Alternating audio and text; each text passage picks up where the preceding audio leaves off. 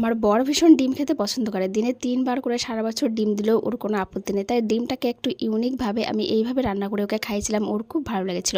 Hello everyone, কেমন আছো তোমরা সবাই? চলে এসেছে আরও একটি ইউনিক রেসিপির সাথে, ডিম প্রেমীদের জন্য ডিমের সর্ষে পোস্ত। তো তার জন্য ডিমকে বয়েল করে, কিছু ডিম কেটে, কিছু ডিম গোটা রেখে আমি হালকা করে ভেজে নিয়েছি। চাইলে তোমরা আলু দিতেও পারো, নাও পারো।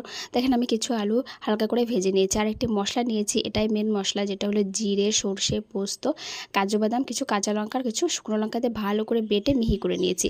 নিয়ে ওই মশলাটা আমি ভালো করে ডিমের সাথে মাখিয়ে রেখেছিলাম কিছুক্ষণ। তারপর তেলের ওপরে জিরে ফোড়ন দিয়ে ওই ম্যারিনেট করা ডিমগুলো দিয়ে দিয়েছি এবং ওই পাত্রে, যে পাত্রে মাখিয়েছিলাম সেই পাত্রে জল দিয়ে ভালো করে ডিমের উপরে দিয়ে দিয়েছি।